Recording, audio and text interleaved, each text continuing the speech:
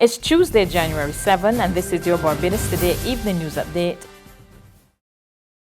Some residents in Nelson Street are behind the government's plans to redevelop the city, and they're hoping they won't be left behind as work gets underway to construct the Golden Square Freedom Park and the Fairchild Street Market Village. Some residents who did not wish to speak on camera told Barbados Today they're especially hoping that youth in the area will benefit from jobs during the construction process. I would like to help the young people get some work when they start to rebuild and things now. But right now, ain't nothing going on, and young people want something to do, although they just like violence, or let them to get some work and keep off the streets. So ain't nothing to do. In order for we to progress as a small nation, for any country or any society, we have to make sacrifices. So the building might be what's it called, a relic, a historic place, but sometimes, as the old saying goes, all things bring new. I remember we are a generation that are looking for action. We're looking for progress. We're looking for what the government and what society could do for us as young people, right? So something we gotta get really old in order to new to come. So, in my opinion, getting rid of these derelict buildings and is no problem to me. Once the land space is going to good use, right? And it being productive and being beneficial for the city and for the poor. Meantime, longtime vendor Henrietta Joseph wants a better deal for vendors. They should have done the market first before they break down there. That is what they should have done. Do the market first, and then they would break out there so everybody would be off of the road when they are doing the breaking down of there. Port officials report that 2019 was a record year for cruise arrivals, and they're hoping for a repeat over the next 12 months.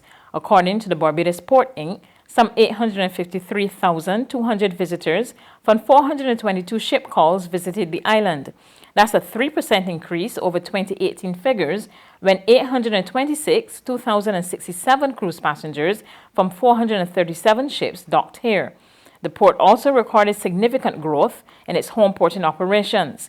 There were 227,192 home porting arrivals. That's a 15% increase over the previous year.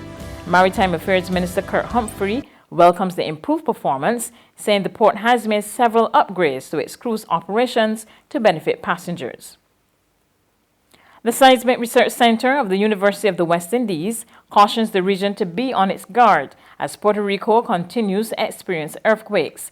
This morning, Puerto Rico was rocked by a quake with a 6.4 magnitude, which resulted in 1 death and damage to homes and buildings. The U.S. Geological Survey said the quake also affected Caribbean countries, including the Bahamas, the British Virgin Islands, Dominica, St. Kitts Nevis, and Montserrat.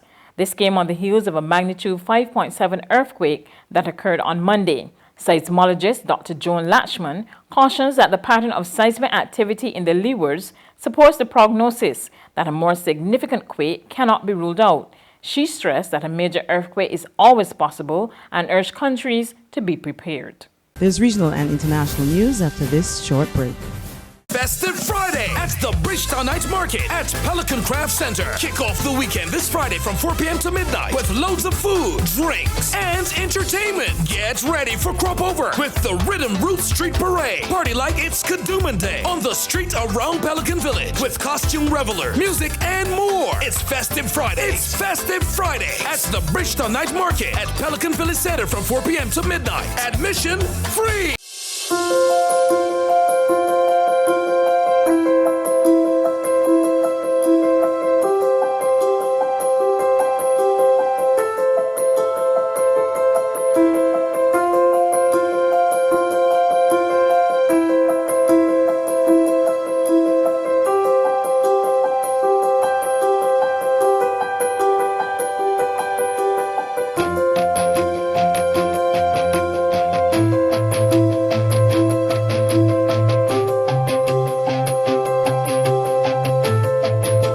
Barbados Today, news you can trust.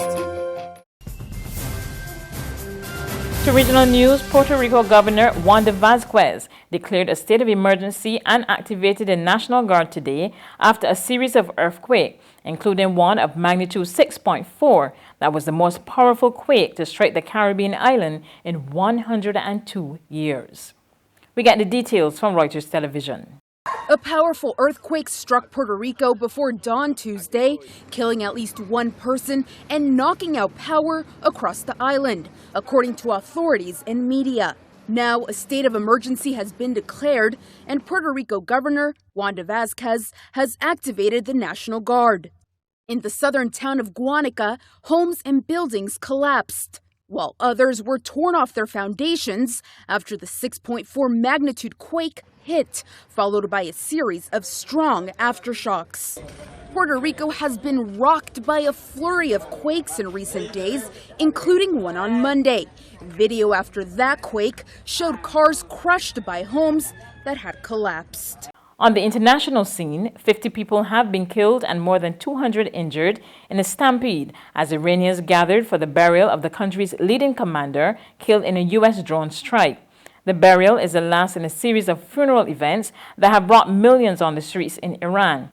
Qasem Soleimani's killing has raised fears of a conflict between the U.S. and Iran. He was tasked with defending and projecting Iranian interests abroad and was hailed as a hero by many in his home country. Despite the expected fallout, President Donald Trump is standing by his decision. They're allowed to kill our people. They're allowed to maim our people. They're allowed to blow up everything that we have, and there's nothing that stops them. And we are, according to various laws, supposed to be very careful with their cultural heritage. And you know what? If that's what the law is, I like to obey the law.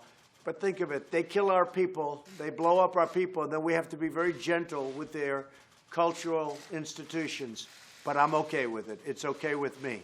I will say this. If Iran does anything that they shouldn't be doing, they're going to be suffering the consequences, and very strongly. That's news, but for the very latest, visit our website at www.barbadostoday.bb. You can also subscribe to our e-paper, email updates, or like us on Facebook, and sign up for our breaking news alerts via WhatsApp. We're also on Azuma Media in bus terminals, as well as screenplay at supermarkets and gas stations near you. You can also hear us on Mix 96.9 FM and Capital Media HD 99.3 FM.